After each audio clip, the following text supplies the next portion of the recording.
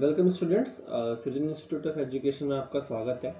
तो हम अपने कॉर्डिनेट ज्योमेट्री की पार्ट को आगे बढ़ा रहे हैं। और जैसे कि हमने पहले वाले पार्ट में देखा था कि डिस्टेंस फॉर्मूला के बारे में हमने पढ़ा था। हमने जाना था कि ग्राफ होता कैसा है, प्लेन क्या होता है, एक्सिस वाई एक्सिस क्या क्या होते हैं, अलग अलग चीज़ जानी थी। ठीक है, तो आज हम जरा आगे बढ़ रहे हैं। आज हम मेनली फोकस करेंगे कि हम क्वेश्चंस करें जो मैंने आपको लास्ट पेज पे पढ़ाया था उसके बेस पे। ठीक है, तो आज हम डायरेक्टली क्वेश्चन स्टार्ट कर रहे हैं।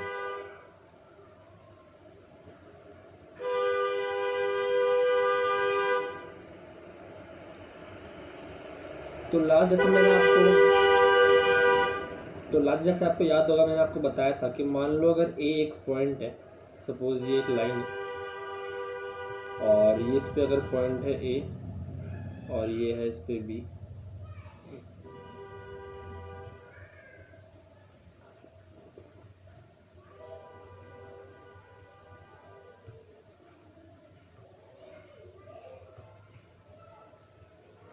और हमें इसके कोऑर्डिनेट्स दे रखे हो, इसके कोऑर्डिनेट्स दे रखे हो, इसके कोऑर्डिनेट दे रखे हो। सपोज इसका हमको दे रखा हो x1, इसका दे रखा हो y1, इसका दे रखा हो हमें x1, इसका दे रखा हो हमें x2, इसका दे रखा हो y2। तो अगर a और b के बीच में अगर ये ग्राफ पे प्लॉट हुआ है और हमें इसके बीच का डिस्टेंस निकालते हैं, हम कैसे निकालेंगे मैंने आपको बताया था। डिस्टेंस फॉर्मूला ए बी का डिस्टेंस जो होगा वो इक्वल्स टू होगा रूट x2 माइनस x1 इसका square plus y2 minus y1 का स्क्वायर और इस पूरे का अंडर रूट। क्लियर यहाँ तक? तो यहाँ तक हमारा मतलब लास्ट स्लाइड में क्लियर हो ही गया जो हमने लास्ट में पढ़ाई की थी, लास्ट चैप्टर में, लास्ट क्लास में, आई मीन लास्ट लेक्चर में। तो आज हम आगे क्वेश्चंस करने वाले हैं, तो जरा उसको देखते हैं।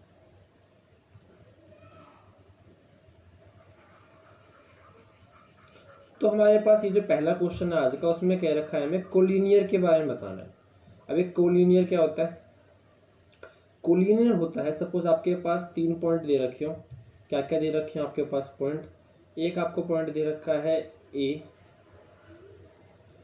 ठीक है, एक आपको पॉइंट दे रखा है सपोज बी, और एक आपको पॉइंट दे रखा है सी। यहाँ पे भी ऐसे दे रखा है हमारे पास। ये तीनों लाइन मिला के एक ऐसे भी बना सकते हैं और अलग अलग भी बना सकते हैं। मतलब ये ऐसे भी हो सकता है, ए बी और बी सी ऐसे भी हो सकता है, तो कैसे भी हो सकता है। तो आपको यहाँ पे इसके कोऑर्डिनेट्स दे रखे हैं। यहाँ दे रखा है आपको 1 और 5, यहाँ दे रखा है आपको 2 and 3, और यहाँ दे रखा है आपको -2 -11। ये आपको कोऑर्डिनेट्स दे रखे हैं। तो कोलिनियर मतलब क्या होता है? अगर किन्हीं भी 3 पॉइंट के बीच का जो डिस्टेंस है, किन्हीं भी 3 पॉइंट के बीच का जो डिस्टेंस है वो आपस में बराबर हो। कहने का मतलब क्या है कि ए बी का जो डिस्टेंस हो वो बी सी के डिस्टेंस के अगर बराबर हुआ तो उसे हम क्या बोलते हैं कि ए बी और सी क्या है? कोलिनियर पॉइंट्स है। अगर हम एरिया जो हम आगे पढ़ने वाले हैं, उस एरिया केस में क्या होता है, जब भी किसी भी 3 पॉइंट के एरिया का जो हमारी वैल्यू 0 आता है तो वो कोलिनियर होती हैं। सिमिलरली एक लाइन सेगमेंट है, तो 3 पॉइंट है, तो 2 पॉइंट और 2 पॉइंट के बीच का अगर डिस्टेंस जो है बराबर हो तो उसमें कोलिनियर पॉइंट बोलते हैं। तो यहाँ पे अगर हम ए और बी का डिस्टेंस निकालें, तो मैं फॉर्मूला पुट नहीं कर रहा हूँ, मैं डायरेक्ट वैल्यू डाल रहा हूँ, रूट। तो हम क्या करेंगे, इसको x1 y1 मान लेंगे, इसको x2 y2। तो x2 माइनस x1, 2 माइनस 1 1, तो 1 का स्क्वायर प्लस 3 माइनस 5 का स्क्वायर, तो -2 का स्क्वायर।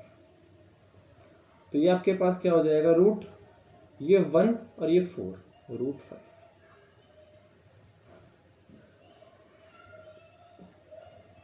नेक्स्ट पॉइंट है आपका BC। BC का जो हमारे पास निकलेगा डिस्टेंस वो क्या निकलेगा, -2 -2, तो ये हो जाएगा -4 का स्क्वायर प्लस -11 -3, तो -14 का स्क्वायर। तो ये आपका हो जाएगा रूट, ये हो जाएगा 16, और ये आपके पास में हो जाएगा प्लस में 196। तो हम कह सकते हैं ये आपका आ गया रूट 202। तो ये जो आपके पास पॉइंट्स हैं ये क्या बराबर है, नहीं, ये बराबर नहीं है। तो इसका मतलब क्या हो जाएगा कि ये जो पॉइंट्स हैं ये कोलिनियर नहीं है। मैं लिख देता हूँ, नो इट्स नॉट कोलिनियर। तो मुझे मेन आपको इस क्वेश्चन में कोलिनियर का मतलब बताना था, इसलिए मैंने आपको क्वेश्चन करवाया था, बाकी क्वेश्चन सिंपल ही था। ठीक है, चलो नेक्स्ट क्वेश्चन देखते हैं। नेक्स्ट क्वेश्चन में हमारे पास क्या रखा है, find the point on x axis. कोई हमारे पास ये ग्राफ है सपोज, ठीक है, आपके पास ग्राफ दे रखा है। इसमें क्या है आपके पास कि find the point on the x axis, हमारे पास एक्सिस है, ठीक है, which is equi distance from 2 - 5। अब ये 2 - 5 कौन से उसमें आएगा, ये 2 - 5 आएगा हमारे पास यहाँ पे। तो सपोज यहाँ पे कोई पॉइंट है जिसको हमने 2 - 5 कह दिया, मैं एग्जांपल के तौर पे कह रहा हूँ, इसको हमने ए मान लिया। इसके कोऑर्डिनेट क्या है, 2 और -5। एग्जाम में ऐसे नहीं करना, समझाने के लिए कर रहा हूँ आपको। और क्या रखा है, -2 और 9, तो ये आपके पास यहाँ आएगा कहीं पे, इसको हमने बी मान लिया। इसके कोऑर्डिनेट दे रखे हैं -2 और 9। ठीक है, तो एक पॉइंट हमारा हो गया ये, और एक पॉइंट हमारा हो गया ये। तो क्या रखा है, find the point on the x axis which is equi distance from this point और दिस पॉइंट। तो क्या रखा है कि मान लो एक्स एक्सिस है ना, इस पे कोई पॉइंट है, ठीक है, कोई पॉइंट है, तो वो जो है वो इन दोनों पॉइंट से इक्वल डिस्टेंस पे है। मतलब इसका जो डिस्टेंस है और जो इसका डिस्टेंस है, अगर हम इसको c कह दें, तो कहने का मतलब है क्वेश्चन में कि जो AC की वैल्यू है वो BC की वैल्यू के बराबर है। ठीक है, तो आपको बताना है कि जो x पे ये पॉइंट है जिसको हमने क्या कहेंगे, अच्छा कोई भी पॉइंट अगर x पे हो तो उसकी वैल्यू मैंने क्या बताया था आपको, क्या होगी, y की वैल्यू वहाँ पे 0। तो कोऑर्डिनेट्स क्या हो जाएंगे, x 0, बिकॉज x तुम्हें पता है नहीं। तो यहाँ पे भी हमें क्या क्या करना है, x की वैल्यू निकालनी है। यहाँ से समझ में आ गया होगा मेरे हिसाब से। चलो ठीक है, अब जरा देखते हैं इसका आंसर कैसे निकालेंगे हम।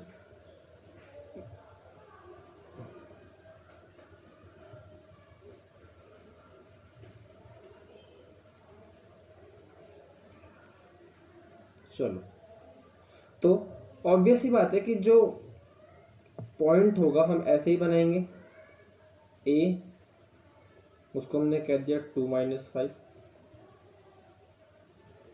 ठीक है।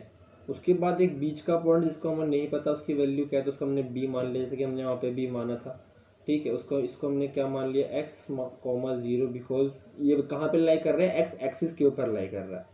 और फिर एक पॉइंट है हमारा सी। तो ये 3 पॉइंट है जो कि स्ट्रेट लाइन में होंगे, ऑब्वियसली बात है, फिर स्ट्रेट में नहीं भी होंगे तो कोई दिक्कत नहीं है। तो ये हमारा सी हो जाएगा, जिसके हमें कोऑर्डिनेट दे रखे हैं -2 और 9। तो देखो इनके बीच का डिस्टेंस ए और बी का डिस्टेंस हमारे पास में क्या हो जाएगा, x - 2 का स्क्वायर, बिकॉज x2 - x1। तो इसको हम क्या ले लेंगे, x1 y1 x2 y2। और इन दोनों के केस में क्या हो जाएगा, ये हो जाएगा x1 y1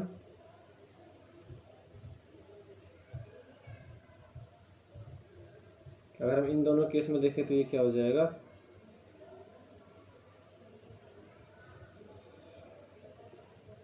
x1 y1 और x2 y2 ऐसे हो जाएगा। तो पहले हम पहला केस सॉल्व करते हैं। तो पहला केस जब सॉल्व करेंगे तो ये हो जाएगा x - 2 का होल स्क्वायर प्लस में 0 - 5, तो क्या हो जाएगा, प्लस +5 हो जाएगा 5 का स्क्वायर, इसका अंडर रूट। तो ये तो इसका डिस्टेंस हो गया इक्वल्स टू इसका डिस्टेंस। इसका डिस्टेंस हमारे पास में क्या हो जाएगा, x2 - x1, मतलब -2 - x इसका होल स्क्वायर प्लस 9 - 0 9 का स्क्वायर और इसका भी अंडर रूट। इसके बाद जब स्टेप करोगे वो आपका क्या होगा, स्क्वायर कर दोगे दोनों तरफ। उसके बाद स्क्वायरिंग कर देंगे, स्क्वायरिंग एंड इलेबोरेटिंग।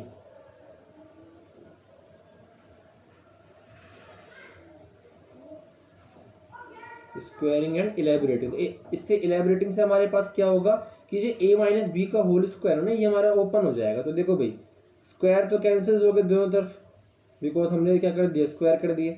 ये जिसका रूट है, सॉरी रूट तो कैंसिल हो गया।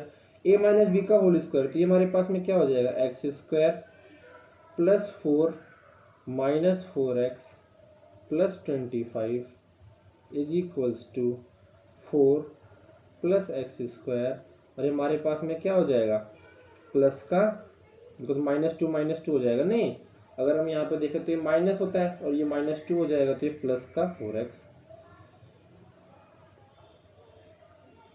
और ये हमारे पास में हो जाएगा प्लस 81।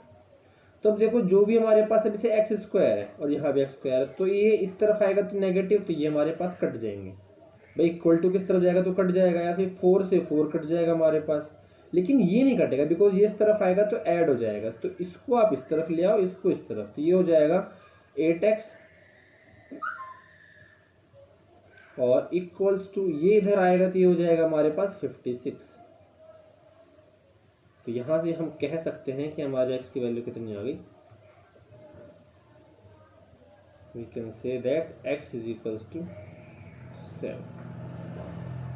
क्लियर है, हमने क्या किया, जो दोनों इक्वल डिस्टेंस दोनों को हमने आपस में बराबर रख दिया, दोनों तरफ स्क्वायर कर दिया, और जो फॉर्मूला a माइनस बी का बन रहा है उसको एलैबोरेट कर दिया, ठीक है ना, ये बन गया होगा। अच्छा किसी बच्चे को अगर ये समझ नहीं आया ना, मैं पर इसको बता देता हूँ, यहाँ पे देख लो एक बार। तो इसका हमारे पास हुआ क्या, -2 का स्क्वायर, बिकॉज सपोज ये a है और ये माइनस और ये b है, हमने ये मान लिया, तो ए फॉर्मूला क्या होता है, a square plus b square -2ab, तो -2a कितना है -2 और b कितना है x, यही तो है। तो -2 स्क्वायर का ये क्या आ जाएगा 4, एक्स स्क्वायर का एक्स स्क्वायर, अब ये माइनस माइनस प्लस हो जाएगा तो ये 4x, ठीक है, फिर तो आगे तो सेम ही है, यहाँ से x की वैल्यू आ गई। ओके नेक्स्ट क्वेश्चन, चलो find the value of y for which the distance between the points, ये तो ठीक है, हमारे पास ये भी है, हमारे पास एक ये है P पॉइंट दे रखा है हमें, जिसके कोऑर्डिनेट्स हमें दे रखे हैं ये 2 -3, सपोज ये पॉइंट यहाँ पे लाई कर रहा है। फिर हमारे पास एक पॉइंट दे रखा है Q, जिसके कोऑर्डिनेट्स हैं 10, y, ये इसके कोऑर्डिनेट्स यहाँ है हमारे पास, इनके बीच में क्या है, हमें डिस्टेंस दे रखा है, कितना है 10 यूनिट्स, मैंने कहा था आपको कि ये यूनिट्स में होते हैं, मीटर्स में नहीं होते, यूनिट्स। तो ये हमें कितना दे रखा है 10 यूनिट। आपको इसमें y की वैल्यू पूछ रहा है, तो भाई देखो इसमें सिंपल सी बात है कि अगर हम देखें कि PQ का जो डिस्टेंस निकलेगा वो निकलेगा कैसे, सेम निकलेगा डिस्टेंस फॉर्मूले से, तो हमने क्या किया, x2 फॉर्मूला लिख दिया हमने, x1 square plus y2 minus y1 का स्क्वायर और इस पूरे का अंडर रूट।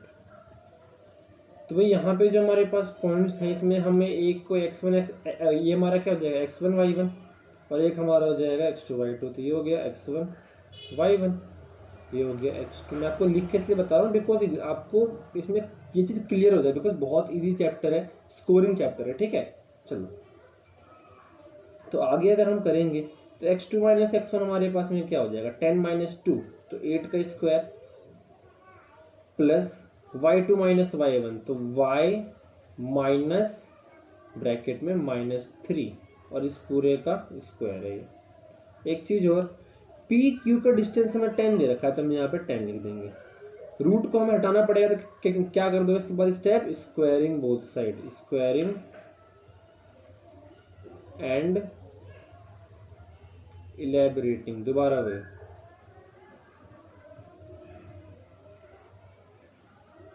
ठीक है। तो हमारे पास क्या हो जाएगी, नीचे वाली जो चीज़ आएगी वो हमारे पास हो जाएगी 100, बिकॉज दोनों तरफ स्क्वायर किया है, इक्वल्स टू रूट, हमारे पास कैंसिल हो जाएगा रूट, ठीक है ना, तो 64 प्लस y प्लस 3 का होल स्क्वायर, जिसको मैं लिख नहीं रहा हूँ, आप लोग अपने आप लिखोगे, मैं बस एलेबोरेट कर रहा हूँ इसको, ठीक है। ये हो जाएगा हमारे पास, तो ये जाएगा y स्क्वायर, या फिर इसको आप ऐसे भी कर सकते हो, एक मिनट एलेबोरेट वाली चीज़ को रहने देना, ये ऐसे भी हो जाएगी y प्लस 3 का होल स्क्वायर है ना ये, ठीक है। अब इस वाले पॉइंट के बाद क्या होगा, जब ये इक्वल्स टू के उस तरफ जाएगा तो इसे हम क्या लिख सकते हैं कि y माइन प्लस 3 का होल स्क्वायर। देखो बच्चों यार इस तरफ जाएगा तो माइनस होगा तो क्या आ जाएगा, इज इक्वल्स टू 36, ठीक है। फिर आगे देखें तो y plus 3 is equals to 6, because ये स्क्वायर इस तरफ जाके क्या हो जाएगा, रूट और कर देगा इसको, और आगे हम कहेंगे तो y की वैल्यू कितनी आ जाएगी 3 माइनस। क्लियर है। तो ये वाला क्वेश्चन भी ऐसे हो जाएगा हमारे पास। हमने पहले क्या किया, जो इसका डिस्टेंस दे रखा है उसको एक तरफ लिख दिया, फॉर्मूला एक तरफ लगा दिया, तरफ स्क्वायर कर दिया, और इसको हमने इलेबोरेट नहीं किया बिकॉज इससे हमारे इजीली वैल्यू निकल गई। तो y प्लस 3 का whole square 36, y is equal to 6, because हमने रूट कर दिया उस तरफ, और y की वैल्यू 3 होगी हमारे पास। Next question. अच्छा चलो, अब जो हमने लास्ट पॉइंट हमने पढ़ा था सेक्शन फॉर्मूला, उसके बारे में हम जरा इसमें ये क्वेश्चन आ चुका है हमारे पास, तो एक बार जरा मैं और थोड़ा सा रिवाइज करवाता हूँ सेक्शन फॉर्मूला के बारे में। सेक्शन फॉर्मूला में हमारे पास ये था कि अगर ये एक पॉइंट है ए, एक पॉइंट है हमारे पास बी,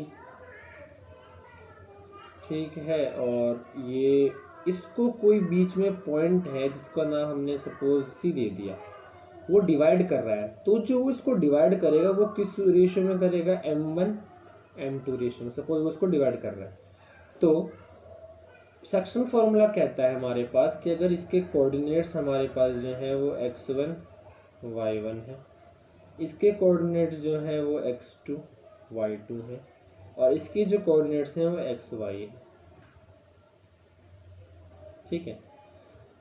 तो सेक्शन फॉर्मूला कहता है कि जो x होगा वो x की जो वैल्यू, ये वाली जो वैल्यू है वो कैसे निकलेगी, वो निकलेगी हमारे पास m2 multiply x1 plus m1 multiply x2 divided by submission of m1 plus m2।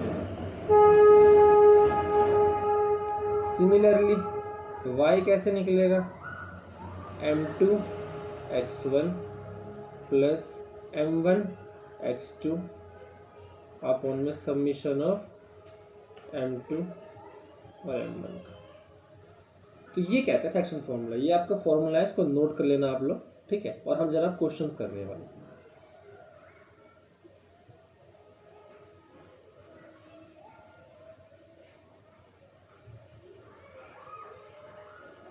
चलो, हमारे यहाँ पे क्या कह रखा है कि एक हमारे पास कोऑर्डिनेट दे रखे हैं 2 पॉइंट्स के, ठीक है। कि मान लो एक लाइन है जिसका नाम है ए, और ये जा रहा है पॉइंट पे मीट कर रहा है बी के। ए के हमारे पास कोऑर्डिनेट्स दे रखे हैं कितने, -1 और 7, और इसके कोऑर्डिनेट्स हमें दे रखे हैं 4 -3, ये दे रखा है। Find the coordinate of the point which divide. अब इसको एक पॉइंट जो डिवाइड कर रही है वो कैसे डिवाइड कर रही है, जिसको हम सी मान लेते हैं, चलो इसके कोऑर्डिनेट्स कह देते हैं x और y है, डिवाइड कर रही है 2:3 में। इस कहने का मतलब क्या है, इसके कहने का मतलब ये है कि जो ये वाला पॉइंट है वो m1 m2 हो जाएगा, ठीक है, ये x1 y1 हो जाएगा, ये x2 y2 हो जाएगा, ठीक है। इसे कहने का मतलब ये है, हमें निकालना क्या है, इसके कोऑर्डिनेट्स निकालने हैं। तो x जो होगा, मैंने फॉर्मूला लिखवा दिया, मैं सीधा वैल्यू डाल रहा हूँ यहाँ पे। ये x मैंने कैसे बताया था, m2 मल्टीप्लाई बाई x1 मतलब -3, m2 multiply x1, m1 multiply x2, तो ये हो जाएगा 8, और नीचे इन दोनों को जोड़ देंगे m1 प्लस m2 को, तो 5। तो वैल्यू क्या आ गई हमारे पास 5/5, ये आ गया 1। x की वैल्यू 1 आ गई। सिमिलरली y की वैल्यू हम निकालेंगे तो क्या आ जाएगा, m2 y1 21, m1 y2 -6, और पूरा का पूरा हम डिवाइड कर देंगे किससे, 5 से, तो ये आ जाएगा 15/5, ये हो जाएगा 3। तो कोऑर्डिनेट्स क्या हो गए, जो इसको डिवाइड कर रहा है वो हो जाएगा हमारे पास 1, क्लियर है यहाँ तक। तो ये एक सिंपल सा हमारे पास सेक्शन फॉर्मूला है जो आपको डिवीजन बताता है कि आपको कोऑर्डिनेट्स कैसे निकालना है। नेक्स्ट क्वेश्चन,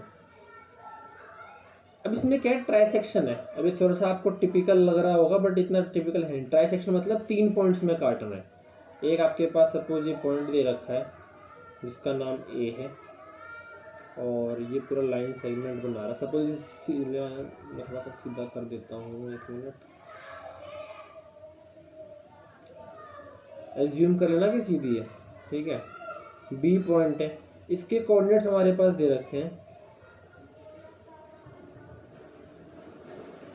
इसके कोऑर्डिनेट्स हमारे पास दे रखे हैं -2, -3। इसके कोऑर्डिनेट्स हमारे पास दे रखे हैं 4, -1। अभी ट्राई सेक्शन मतलब कि ये 3 पार्ट्स में कट रहा है। 3 पार्ट्स में कैसे कटेगा ये देखो, एक पार्ट इसका जो है वो यहाँ है, एक पार्ट जो है वो यहाँ है। अब कोई भी चीज़ जब 3 हिस्सों में कटेगा तो इसका रेशियो क्या हो जाएगा, ये 1, ये 1 और ये 1, ठीक है। और हमें कौन कौन से पॉइंट्स पता लगाने हैं, सी पता लगाना है और हमें पता लगाना है डी,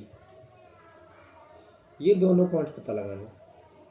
भाई अब कैसे पता लगाएंगे इसको, तो आप लोग क्या करोगे, ध्यान देना इस क्वेश्चन में कि सबसे पहले आप इस वाले पॉइंट को पकड़ोगे और इसके आप जो कोऑर्डिनेट्स है उसको मान लोगे। सपोज आपने मान लिए एक्स और वाई, मैंने छोटा सा लिखा बिकॉज इसकी जो वैल्यू आएगी उसको हम यहाँ रख देंगे।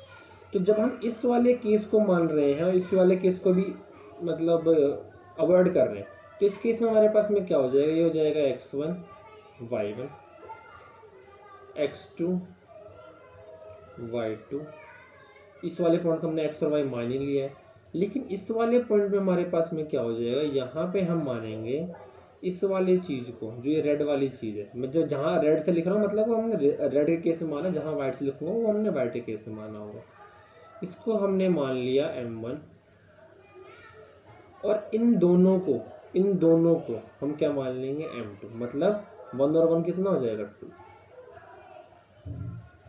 अब तुम्हारे पास नॉर्मल है, x की वैल्यू कैसे निकलेगी, m2।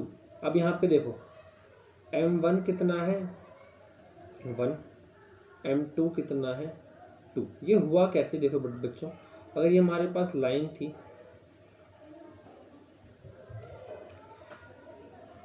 ठीक है, सपोज कर लेना इसको, ये ऐसे कट रही है 2 पार्ट्स में, तो अगर ये 1 1 1 तो हम कह सकते हैं ना कि ये 1:2। अगर हम यहाँ से देखें तो ये कितना जाएगा, 1:2 हो जाएगा ना। तो भैया भाई मैंने किया यहाँ पे, तो अब m2 है कितना, m2 है 2 × x1, तो ये हो जाएगा 8 और 1 × -2, तो ये हो जाएगा -2 अपॉन में 2 और 1 3, तो ये कितना हो गया 6 अपॉन में 3, ये आ गया हमारे पास 2।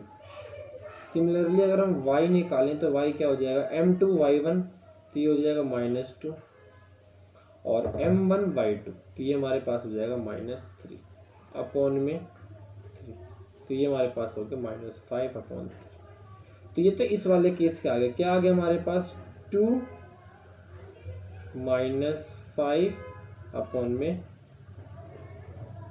3।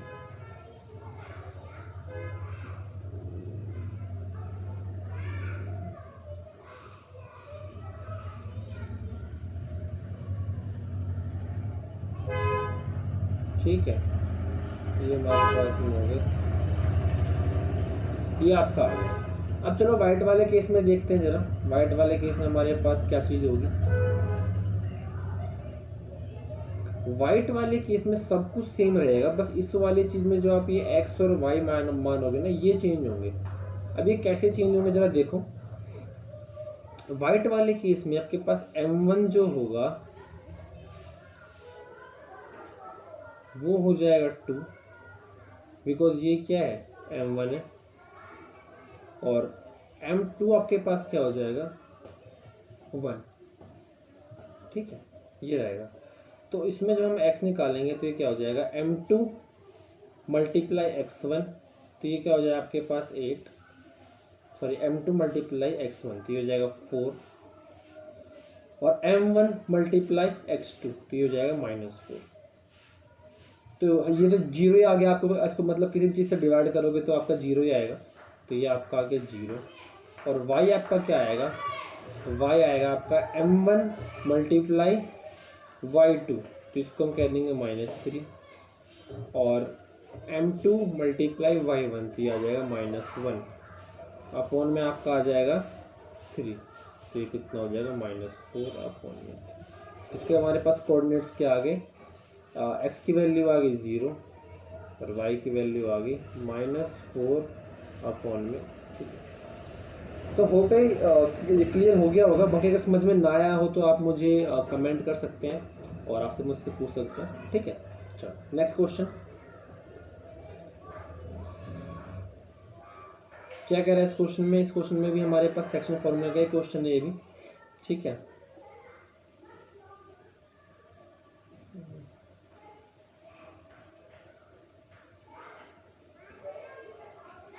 चलो देखो क्वेश्चन हमारे पास कहता है कि फाइंड द, इसमें हमें रेशियो फाइंड करना है। कैसे फाइंड करना है, ये हमारे पास मान लिया एक पॉइंट दे रखा है, इसका नाम है ए, और इसको जो हमारे पास है -3 10,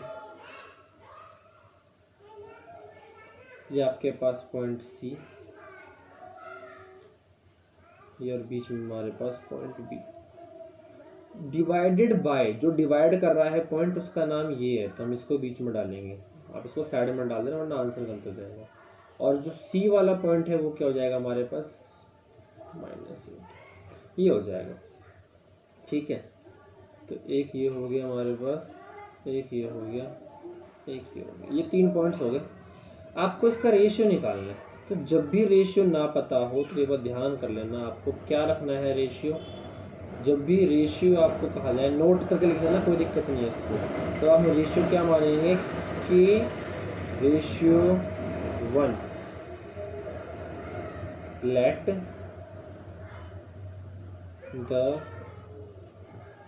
रेशियो बी के रेशियो 1। अब हम इसको नॉर्मली सॉल्व करेंगे। तो हमने क्या किया, पहले हमने ये वाला पॉइंट ले लिया x क्या है हमारे पास -1 इज इक्वल्स टू 1, फिर ये क्या है हमारे पास m2, और ये हमारे पास में क्या है m1। तो m2 मल्टीप्लाई में ये x1 y1 और ये x2 y2, m2 multiply x1 तो जाएगा -3 और k तो प्लस में 6k अपॉन में k + 1। दिस इम्प्लाइज, ये यहाँ से क्रॉस मल्टीप्लाई तो ये जाएगा -k - 1 is equals to -3 + 6k, ये हो गया। अब देखो ये प्लस का हमारे पास 6k है, ये इस तरफ आ जाएगा और ये इस तरफ, तो ये हो जाएगा 2 इज इक्वल्स टू 7k और k is equals to 2 upon में 7। तो हम कह सकते हैं कि अगर हम यहाँ पे सपोज मैंने रखा कि k अपॉन में 1, या फिर k का अगर हम रेशियो रखेंगे 2:7, तो इसका मतलब m1 m2 कितना आ जाएगा, m1 ratio m2 is equal to आपका हो जाएगा 2:7। सबसे मेन चीज़ ये है कि आपको ध्यान क्या रखना है कि आपको जब भी रेशियो ना दे रखा हो तो आपको रेशियो क्या मान रहा है, k/1, ठीक है। नेक्स्ट क्वेश्चन, इसमें आपके पास क्या दे रखा है कि एक पैरेललोग्राम है जिसकी अपोजिट साइड क्या होती है, पैरेलल होती हैं। तो आपको पैरेललोग्राम दे रखा है,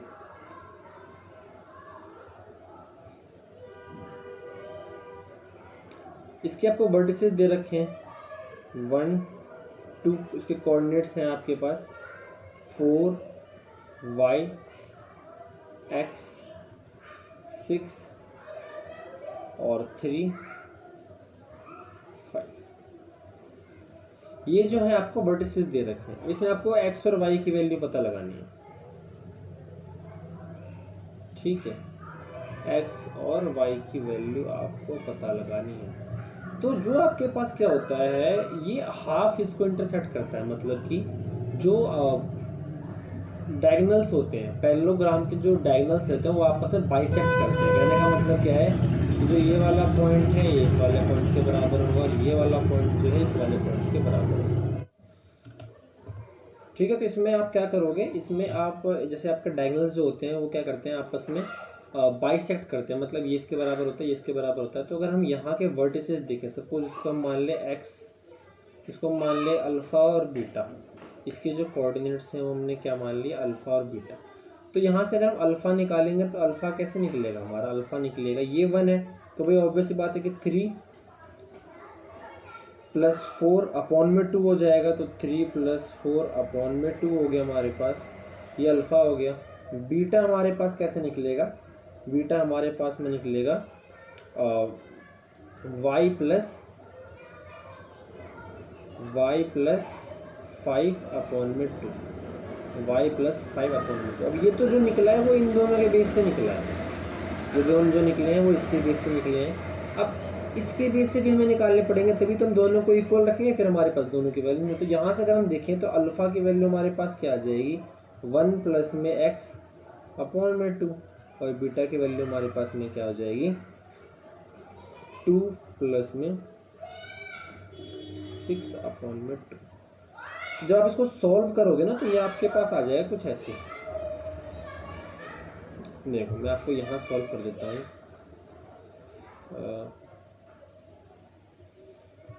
आपके पास आ जाएगा अल्फ़ा को अल्फ़ा से कंपेयर करना है, बीटा को बीटा, तो अल्फ़ा यहाँ से कितना आ जाएगा, देखो 7/2, तो ये हो गया 7/2 इज इक्वल्स टू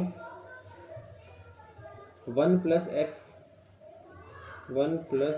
अपॉन 2, ये हो गया। तो 2 से 2 कैंसिल, और x की वैल्यू यहाँ से क्या आ गई, 6, x की वैल्यू क्या आ गई यहाँ से 6। और इसी तरह अगर हम बीटा की वैल्यू करें तो y + 5 अपॉन में 2, y + 5 अपॉन में 2 इज इक्वल टू 6 + 2 था तो 8 अपॉन में 2, इससे ये कट गया, y की वैल्यू हमारी 3, तो x और y की वैल्यू हमारी यहाँ से आ जाएगी। तो पैरेललोग्राम में मेनली क्या है, जो डायगोनल्स होते हैं, डायगोनल्स मतलब कि अगर ये पैरेललोग्राम है तो ये इसके डायगोनल्स होते हैं, ये आपस में इक्वली बाइसेक्ट करते हैं, ये आपको ध्यान रखना। ठीक है, नेक्स्ट क्वेश्चन देखो। नेक्स्ट क्वेश्चन क्या कहता है हमारा, नेक्स्ट क्वेश्चन कहता है कि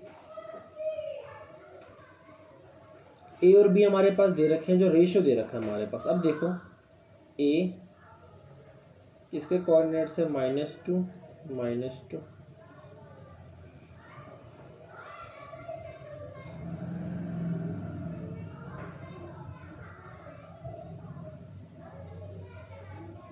-2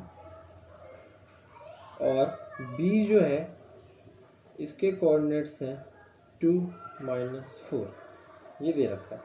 find the coordinates of P. P एक पॉइंट है जो इसको डिवाइड कर रहा है, कैसे डिवाइड कर रहा है, जरा ये अच्छा क्वेश्चन है, ये आपको देखना है। A P is equals to 3/7 A B, तो हम कह सकते हैं कि ए पी अपॉन में A B is equals to 3/7। तो अगर ए पी 3 पार्ट है और ये ए बी पूरा, ए बी है नीचे, ध्यान रखना आप लोग, ए बी मतलब ए बी पूरा 7 है, तो ये कितना हो जाएगा 4, तभी तो 3 और 4 7 होगा। तो ए पी और ए बी इसका रेशियो दे रखा है 3/7, तो ए पी अगर 3 है तो पी बी कितना हो जाएगा 4, बिकॉज हमें तो ये दोनों चाहिए ना, ताकि ये M2 बन पाए और ये M1 बन पाए। अब तो नॉर्मल क्वेश्चन में रेशियो का ही था, तो ये हमारे पास में क्या हो जाएगा, इसके हम कोऑर्डिनेट्स मान लें कि x और y, तो x इज इक्वल टू क्या हो जाएगा 4 × -2, तो -8 + 6 अपॉन में 7, ये हमारे पास में हो जाएगा -2/7, और y हमारा हो जाएगा -8 और -12 अपॉन में 7, तो ये जाएगा -20 अपॉन में 7, तो ये x हो जाएगा, ये y, तो हम कह सकते हैं -2 अपॉन में 7, -20 अपॉन में 7 इसके कोऑर्डिनेट्स होंगे। क्लियर है? चलो आज का लास्ट क्वेश्चन है, देखते हैं।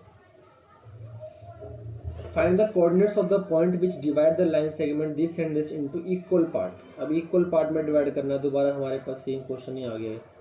अभी हमने इक्वल पार्ट वाले ही कल जो हमारा पैरेललोग्राम था ए दे रखा है, बी है,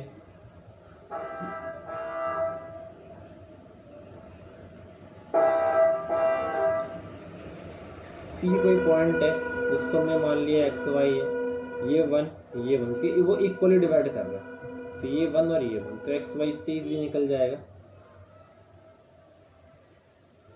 एक्स इज इक्वल टू क्या हो जाएगा आपका -2 + 2 अपॉन में 2, तो ये हो जाएगा आपके पास 0, और वाई आपके पास में क्या हो जाएगा 2 + 8 अपॉन में 2, ये हो जाएगा। तो क्लियर है। तो ये आपका जो है सेक्शन फार्मूला पूरा हो चुका है। जो हम नेक्स्ट करेंगे वो हमारा होगा एरिया वाला, एरिया कैसे निकालते हैं, ठीक है ना। चलो नेक्स्ट क्लास में मिलते हैं। थैंक यू, पढ़ते रहिए।